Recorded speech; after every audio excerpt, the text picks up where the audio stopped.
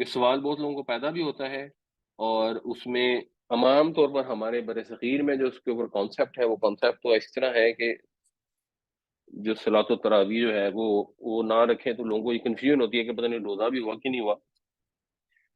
تو جو ایک پکچر ہے نا وہ واضح ہو جائے، اور یہ صحیح بخاری ہے جس میں سب حدیثیں صحیح سند کے ساتھ ہیں، قرآن کے بعد سب سے زیادہ یہ اتھینٹک کتاب ہے. اس کے اندر میرا خیال ہے کوئی 7-8 حدیثیں ہیں، اس میں باب ہے صلاۃ التراویح کا، اس کے اندر یہ حدیثیں. اب آپ حدیثوں کو ذرا پڑھ لیں اور ان کا ترجمہ پڑھ لیں، اور آپ کو انڈرسٹینڈنگ ہو جائے گی کہ کتنا سمپل ہے دین کو سمجھنا. یعنی یہ ایک ایگزامپل، اور یہ کریٹیکل ایشو نہیں ہے ویسے by the way، یہ بھی میں آپ کو بتا دوں. اگر کوئی سمجھتا ہے کہ تراویح پڑھنی ضروری ہے اور پڑھتا رہتا ہے تو یہ کوئی کریٹیکل ایشو نہیں ہے. کریٹیکل ایشو ہوتے ہیں سود کا کام کرنا، ڈیورس کا ایشو ہو گیا، وہ ایسے کریٹیکل ایشو ہوتے ہیں. بٹ جب بھی کبھی کوئی کریٹیکل ایشو آئے تو اپنا دماغ استعمال کرنا کتنا ضروری ہے اور کتنا آسان ہے. تو یعنی ایک رمضان کی مناسبت سے آپ کو ایک مسئلے کی ایک انڈرسٹینڈنگ بھی ہو جائے، جو لوگوں کو سوال بہت پیدا ہوتے ہیں، اور ایک یہ بھی چیز سمجھ آ جائے کہ دین کو سمجھنا جتنا مشکل بتایا جاتا ہے اتنا ہے نہیں. تو یہ ایک 2013 نمبر حدیث ہے، حضرت عائشہ سے مروی ہے کہ پوچھا ان سے عبد الرحمن نے رضی اللہ عنہ کہ کیسی کیفیت تھی نبی کریم صلی اللہ علیہ وسلم کی نماز کی رمضان میں. اب یہ کتنا سادہ سوال ہے، سادہ عربی ہے، اور ترجمہ آپ پڑھیں گے کہیں سے بھی تو بالکل سادہ ہے. تو حضرت عائشہ نے یہ فرمایا کہ وہ زیادہ نہیں کرتے تھے رمضان میں اور نہ اس کے علاوہ. کس پر زیادہ نہیں کرتے تھے؟ الا احدائی عشرۃ رکعہ، 11 رکعتوں سے اوپر. اور پھر 11 رکعتوں کی تفصیل بتائی کہ وہ پڑھتے تھے چار رکعتیں پڑھی نبی کریم صلی اللہ علیہ وسلم نے. فلا تسأل عن حسنہن، ان کے حسن کے متعلق پوچھو ہی مت کہ کیسی خوبصورت پڑھتے تھے. وہ طول ہی، اور ان کی طوال، یعنی اتنی لمبی اور اتنی خوبصورت طریقے سے پڑھتے تھے کہ سوال ہی مت پوچھو. پھر دوبارہ پڑھتے تھے 4. اب یہ نبی صلی اللہ علیہ وسلم کا ایک سنت طریقہ کار ہے. حضرت عائشہ سے پوچھا کہ رمضان میں آپ کیسے نماز پڑھتے تھے، یعنی تراویح یا تہجد کی نماز؟ تو حضرت عائشہ نے کہا رمضان ہو یا کوئی بھی مہینہ آپ 11 رکعتیں ہی پڑھتے تھے. تو یہ سنت ہوگی، اگر ہم عمل کرنا چاہیں سنت سے تو زیادہ اچھی بات ہے. پھر پڑھتے تھے 3، پھر 3 پڑھتے تھے یعنی بہتر. تو یہ نبی صلی اللہ علیہ وسلم کی نماز ہوتی تھی. پھر اس میں کیا ہے کہ میں ان سے عرض کی، حضرت عائشہ فرماتی ہیں کہ یا رسول اللہ کیا آپ سوتے ہیں وطر سے پہلے؟ تو حضور نے فرمایا کہ میری آنکھیں سوتی ہیں اور میرا دل نہیں سوتا. مطلب یہ کہ جو فزیکل نیند ہے وہ حضور لیتے تھے وطروں سے پہلے. اس سے یہ پتہ لگ گیا کہ جو وطر ہے یہ تہجد کا مطلب یہ ہوتا ہے نیند توڑ کر اٹھنا. تو ایکچولی اس سے ایک چیز تو یہ پتہ لگ گئی کہ تراویح اور تہجد ایک ہی چیز ہے، کیونکہ حضور پر تہجد فرض تھی، آپ ہمیشہ تہجد پڑھتے تھے.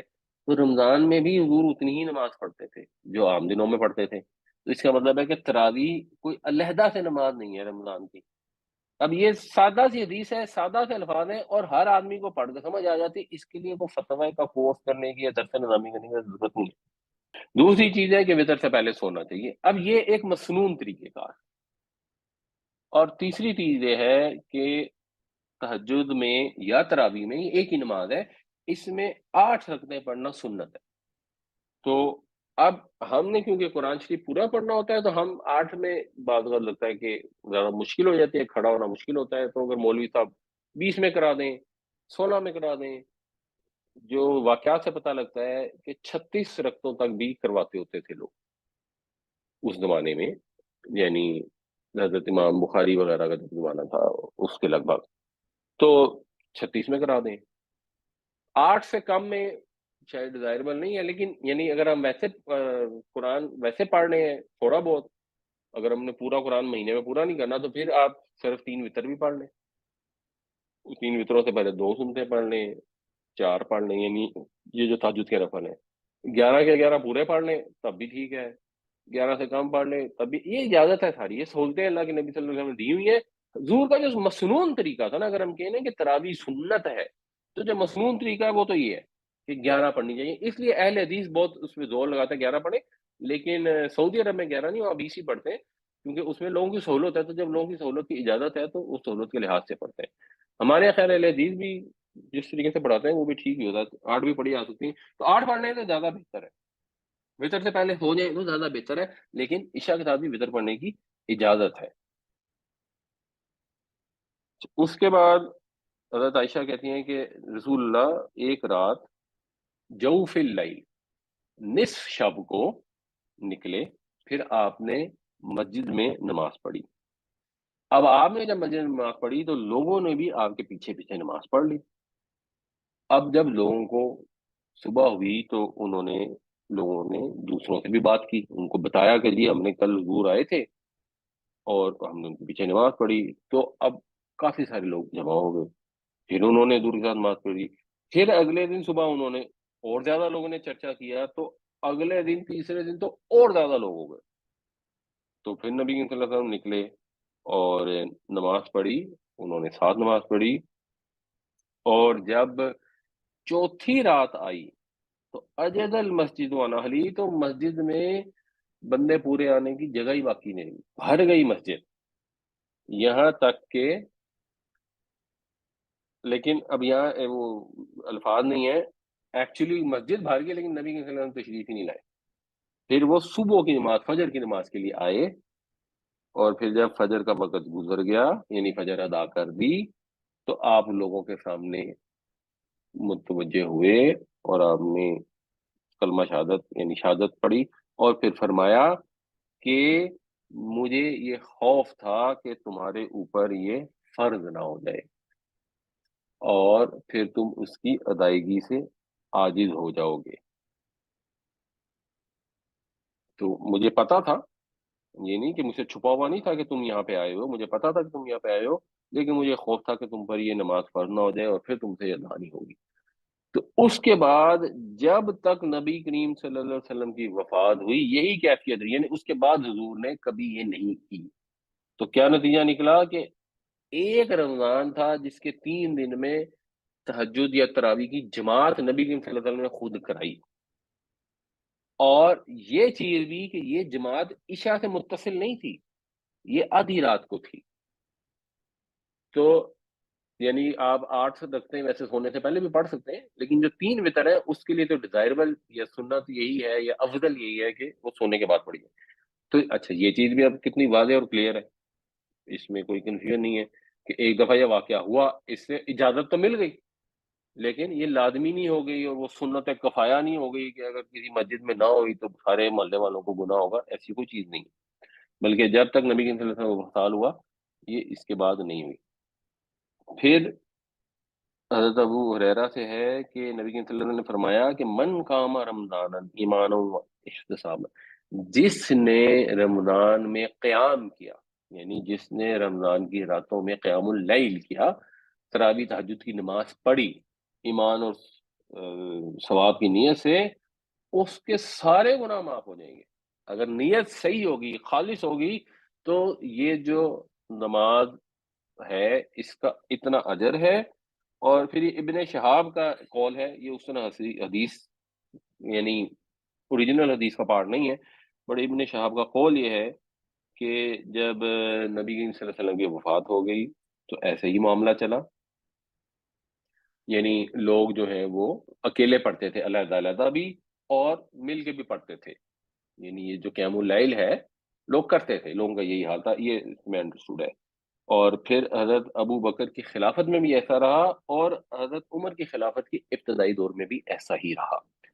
تو ایک چیز تو کلیئر ہے، قیام اللیل کی بے پناہ فضیلت ہے، تو اگر کہیں تراویح کی نماز ہو رہی ہے، آپ تراویح پڑھنے جاتے ہیں، اس کے پیچھے ایمان اور ثواب کی نیت سے کھڑے ہوتے ہیں تو اس کا بہت زیادہ اجر ہے، اس کو یہ نہیں کہہ سکتے کہ یہ بری بات ہے پڑھنا، یہ کیونکہ وہ بدعت میں نہیں آتی، کیونکہ نبی صلی اللہ علیہ وسلم نے اس کی اجازت دی ہوئی ہے، مگر یہ بھی طے ہے کہ حضرت عمر کے ابتدائی دور تک باقاعدہ تراویح کی کوئی ایک جماعت نہیں ہوتی تھی۔